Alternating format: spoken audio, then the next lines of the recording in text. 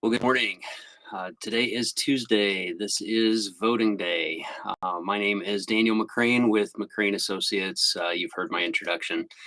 I had a topic scheduled today that I wanted to talk about. I'm going to postpone that. Just had a feeling today that there was something else I wanted to talk about. Just wanted to share a little bit about how I feel about today.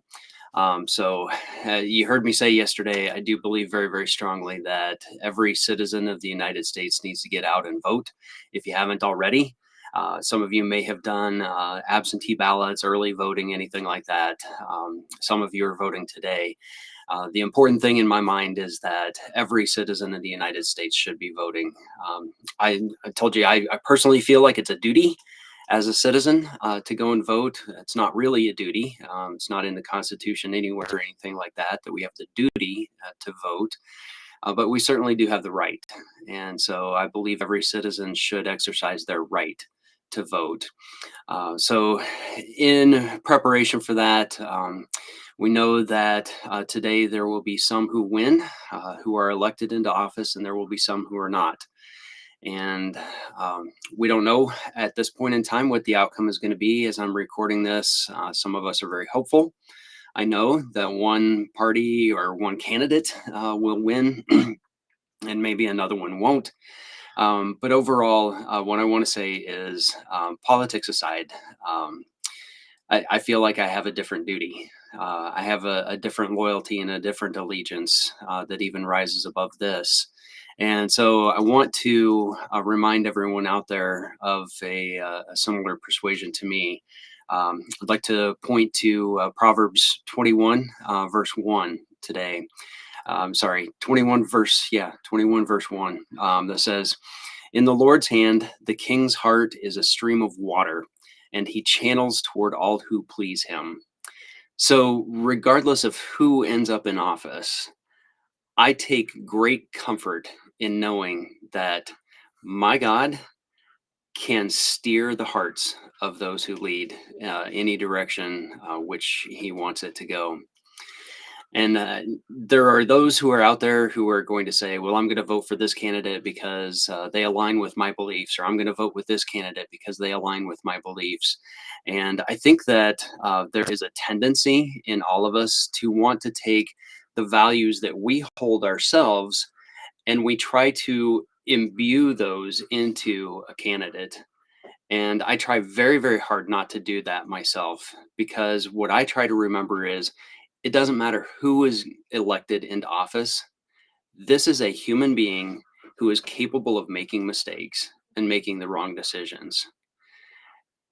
And I have to remember that they have their own motivations, they have their own set of values.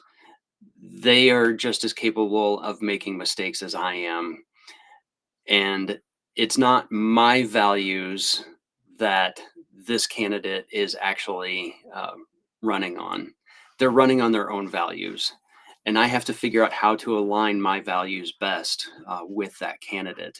But I think it's easy for us to hold candidates in that high regard and give them that status because we want them to be the perfect image of ourselves.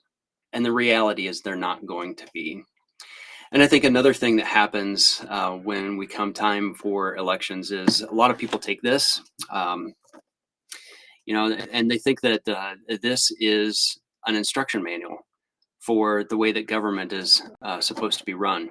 And so some people look at the values that are in here and the values that they hold, and they say, well, I think this is how government is supposed to be run. Did you know there are very few rules in here for how government is supposed to be run? The rules that are in here are how we are supposed to run our lives, not the government. So when people say, oh, well, but it's in here, and so that's what government should do. If you read more carefully, in here, it says that's what we should do, not government. So keep that in mind as you're voting. Vote your conscience. Vote whatever you think is right. But when it comes to justification for how you vote, if you think that there are rules for the way government should vote or should run, and that's why you're voting a certain way, That's not the reason. There are other reasons, many other reasons why you should vote for one candidate or another based on values. But ultimately, overall, here is what our duty is. And this is from First Timothy chapter 2, verses 1 through 2.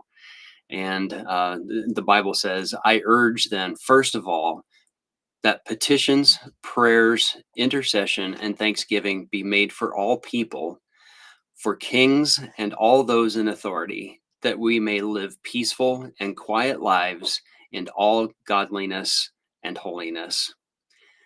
And that's really what we want. We want a society where people can live peacefully and quietly. They can carry about their lives. They can go about their jobs or their business. They can care for their neighbors, take care of each other in their community in all godliness and all holiness. And that's really what we want.